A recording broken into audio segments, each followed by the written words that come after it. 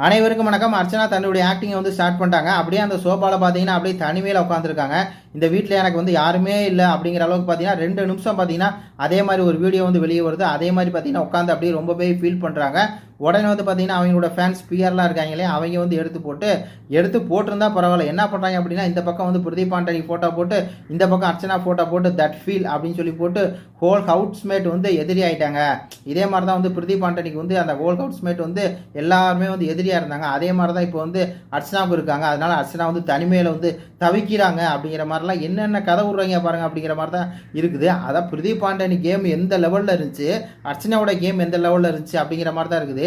அர்ச்சனா பார்த்தா அந்த வீட்டில் எல்லாருமே பயப்படுறாங்க. ஒரு பக்கம் தினேஷ் பேச பயப்படுறாரு, விஷ்ணு பேச பயப்படுறாரு. விஷ்ணுலாம் உங்களோட சண்டை போடணும், உங்கள்கிட்ட பேசவே வேணாமா அப்படின்னு சொல்லி அவர் ஒதுங்கி ஓடுறாரு. அந்த மாதிரி இருக்காங்க, எல்லாரும் பயந்துட்டு இருக்காங்க. என்னமோ தனிமையில தவிக்கிதான் ஏதோ எல்லாரும் சேர்ந்து புள்ளி பண்றாங்களாம். என்னென்ன கதை விட்டு எப்படியெல்லாம் ட்வீட் போடுறாங்க அப்படிங்கிற மாதிரி தான் இருக்கு. அந்த வீட்டில் எல்லாராலும் அட்டாக் செய்யப்பட்ட ஒரே நபர் யாருன்னா விசித்ராமா தான். விசித்ராவே இந்த மாதிரி தனிமையில் உட்காரலையடா, தனிமையில் உட்காந்து ஆக்டிங் போடலையடா. அந்த மாதிரி ஆக்டிங் தெரியல. தெரிஞ்சுட்டு தான் இந்த மாதிரி உட்காந்து ஒன்று அப்பா நம்ம எல்லாரும் என்ன இந்த வீட்டில் என்னை ஒதுக்குறாங்கன்னு சொல்லி அந்த அம்மா உட்காந்துருக்கு. ஆனால் அந்த அம்மா இப்படி எதுவும் பண்ணலையே. அந்த அம்மா எல்லாரோடையும் போய் பேசிகிட்டு இருக்கு. மாயா பூர்ணிமானாலும் பேசுது. இப்போ லைவ்ல பார்த்தீங்கன்னா தினேஷ், விஷ்ணு, மணி இவங்களோட எல்லாம் பேசுது. எல்லாத்தோடையும் பேசி அது வாட்டில் ஜாலியாக என்ஜாய் பண்ணிட்டு இருக்குது.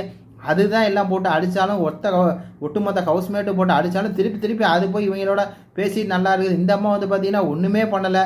யாருமே இதை பெருசாகவும் போட்டு இது பண்ணலை. இதை பார்த்து பயந்துக்கிட்டு தான் போகிறாங்க. ஆனால் பார்த்தீங்கன்னா தனிமையில் இருக்க இந்த வீட்டில் யாருமே என்னை இது பண்ண மாட்டுறாங்க அப்படின்னு. என்ன நடிப்புடா சாமி அப்படிங்கிற மாதிரி தான் இருக்குது. அது பிரதீப்போலாம் எப்படா கம்பேர் பண்ணுறீங்க? அந்த ஆள் ரெட் கார்டு வாங்கிட்டு போனப்போ தான் அந்த சீன் அப்படியே எடுத்து போட்டு இந்த மாதிரி சும்மா உட்காந்துருக்குது. ஆக்டிங்னா இதாங்க. உடனே பார்த்தீங்களா பிஆர் எடுத்து போட்டான். அவ்வளோ ஃபாலோவர் வச்சுருக்கா ஒரு பிஆர் அதை எடுத்து போகிறார். உடனே பார்த்தீங்கன்னா 100 பேர் லைக் பண்ணுவான், 150 பேர் அப்படியே அதை ரீட்வீட் பண்ணுவான். இதுதான் அந்த பெய்டு ப்ரொமோஷன் அப்படிங்கிறது. இதெல்லாம் ஒரு நியூஸ்ன்னு சொல்லி இப்படியெல்லாம் பண்ணுறீங்களாடா அப்படிங்கிற மாதிரி இருக்குது. இதை பற்றி உங்கள் கருத்துக்களை சொல்லுங்கள். நன்றி, வணக்கம்.